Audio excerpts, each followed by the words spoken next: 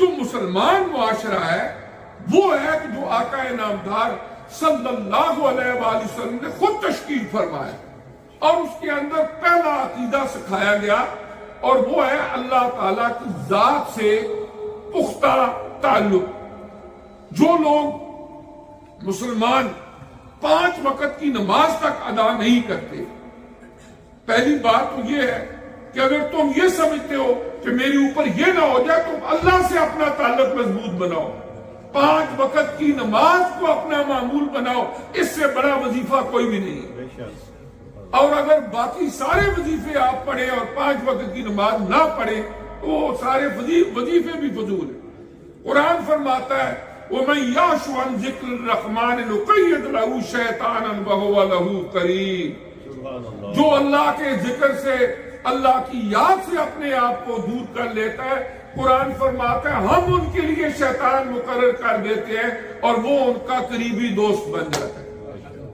جب تم نے اپنے آپ کو اللہ کے ذکر سے دور کر دیا، جب تم نے اللہ کی بارگاہ میں جھکنا، اس کو اپنا معمول بنانا بھی چھوڑ دیا، اب ظاہر ہے کہ جب شیطان دوست بنے گا وہ ذہنوں میں خرافات ڈالے گا، فضولیات ڈالے گا اور بندہ ادھر ادھر ٹویاں کھاتا پھرے گا، جس سے کئی ایک ایسے حالات و واقعات پیدا ہوتے ہیں، گھروں کے اندر تباہی، معاشرے کے اندر فسادات اور کئی ایک چیزیں، یہاں تک کہ انہی کی وجہ سے قتل و غارت تک بات پہنچ جاتی ہے.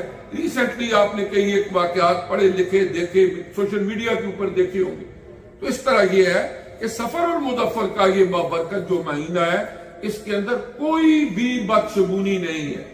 اس کے اندر ایسا کچھ بھی نہیں ہے کہ آپ نے کوئی کاروبار شروع کیا تو اس کے اندر بے برکتی ہوگی، بچوں کی شادیاں کر دی تو اس کے اندر بے برکتی ہوگی. یہ سب جاہلانہ رسمیں ہیں جن کا اسلام سے دور دور کا بھی کوئی کسی طرح کا تعلق نہیں ہے. پھر یہ چیز جو ہے آج کے دور کے اندر اگر آپ دیکھیں کہ جب ہمارا عقیدہ پختہ نہیں ہوتا تو ہر دور کے اپنے اپنے فتنے ہوتے ہیں، اور آج کے دور کا ایک بڑا فتنہ الحاد ہے. الحاد کا کیا مطلب ہے کہ دین سے لوگوں کو بیزار کرنا، یہاں تک کہ اللہ تعالیٰ کی ذات سے عقیدہ جو ہے، اس وقت آپ یہاں سے لے کر اسکینڈینیوین کنٹری تک سارا آپ دیکھیں کہ ملین ٹریلینز وہ لوگ ہیں کہ جن کا عقیدہ باو اجداد کا تھا کہ کچھ کرسچن تھے، جیوز تھے، کچھ اور تھے.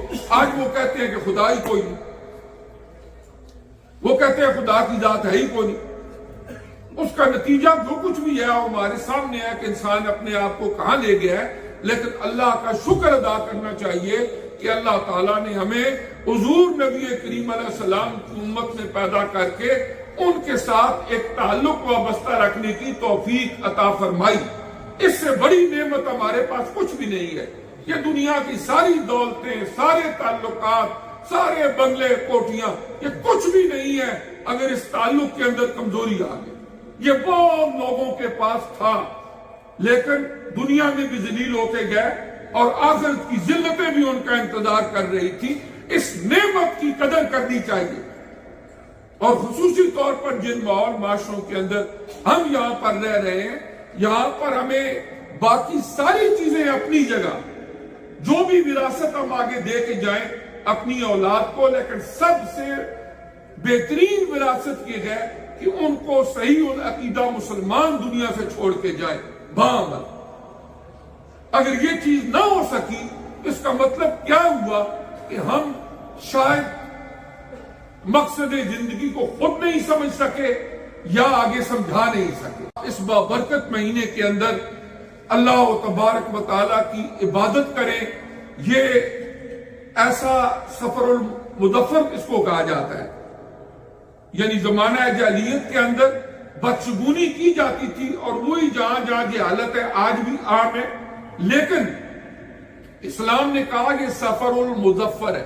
مظفر کا کیا مطلب ہوتا ہے؟ کامیابیوں والا. ظفر کامیابی کو کہتے ہیں، وہ مشہور ہے نا کہ سفر وسیلہ ہے، ظفر ہے کہ سفر کے اندر اللہ کامیابی عطا فرماتے ہیں. تو اسلام نے اس کا نام ہی رکھا کہ یہ کامیابیوں والا مہینہ ہے.